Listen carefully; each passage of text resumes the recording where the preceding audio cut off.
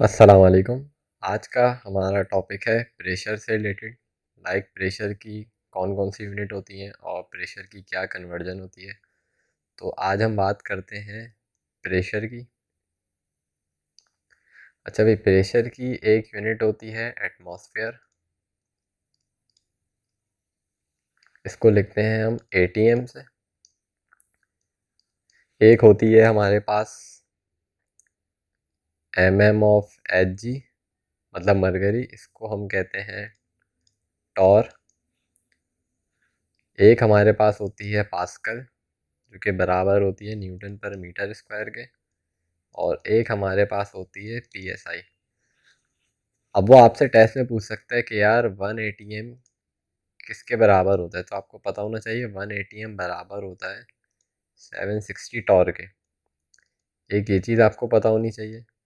और फिर आपसे पूछ सकता है 1 एटीएम और किसके बराबर हो सकता है।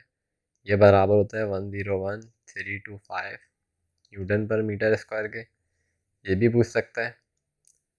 और ये भी आपसे पूछ सकता है कि 1 एटीएम पीएसआई में किसके बराबर होता है। वो बराबर होता है 14.7 पीएसआई के। ठीक है, तो ये चीज़ें जो है वो आपसे पूछ सकता है। ये आपको वैल्यूज़ पता होनी चाहिए। 760, 101,325, 14.7 याद रखें। ये सारी यूनिट किसकी हैं? प्रेशर की हैं। अब हम एटमॉस्फेयर को ना दूसरे अल्टरनेट यूनिट में मेजर करते हैं, तो उसकी ये वैल्यूज़ होती हैं। ठीक है, अब मैं आपसे बात कर रहा हूँ ये जो एटीएम टॉर और न्यूटन पर मीटर स्क्वायर, अब इसकी बात कर लेते हैं। आप फर्स्ट कर लें, या तो मैं एटीएम से जा सकता हूँ टॉर में, या एटीएम से जा सकता हूँ मैं न्यूटन पर मीटर स्क्वायर में। ठीक है, या दूसरा तरीका क्या हो सकता है, मैं टॉर से जा सकता हूँ एटीएम में, या न्यूटन पर मीटर स्क्वायर से जा सकता हूँ एटीएम में।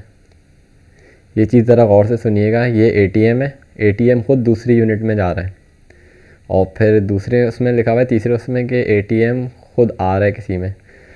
तो याद रखें, जब कभी भी एटीएम किसी दूसरी यूनिट में जाएगा तो ये मल्टीप्लाई होगा।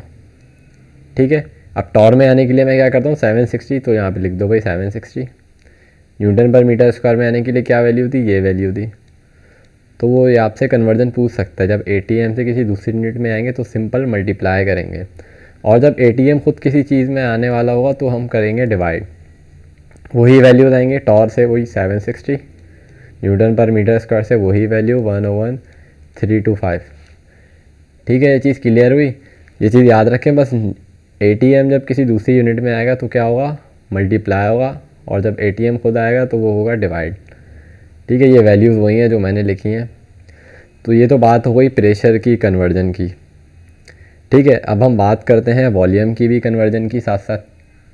वॉल्यूम की बहुत सारी यूनिट हो सकती है, मिलीलीटर हो सकती है, लीटर हो सकती है, या सीएम क्यूब हो सकती है, कुछ भी हो सकती है, या डीएम क्यूब हो सकती है।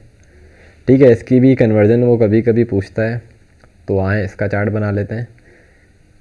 या तो मैं क्या कर सकता हूँ, मिलीलीटर से लीटर में आ सकता हूँ, या लीटर से मिलीलीटर में आ सकता हूँ मैं। ठीक है, और क्या हो सकता है, और हो सकता है सी एम क्यूब से, या तो मैं डी एम क्यूब में आ सकता हूँ, या डी एम क्यूब से सी एम क्यूब में आ सकता हूँ। ठीक है, तो याद रखें, मीटर से लीटर, मिलीलीटर से लीटर में आने के लिए डिवाइड बाय 1000 करते हैं हम। ठीक है, और लीटर से मिलीलीटर में उल्टा कर दो, इसमें multiply by 1000। C M cube से डी एम क्यूब में आने के लिए डिवाइड बाय 1000 करते हैं, और डी एम क्यूब से सी एम क्यूब में आने के लिए सी का उल्टा काम करते हैं मल्टीप्लाई बाय 1000। ठीक है, वो आपसे ये चीज़ें भी पूछ सकता है कि कब मल्टीप्लाई हो रहा है, कब डिवाइड हो रहा है। ये यूनिट मैंने लिख दी है।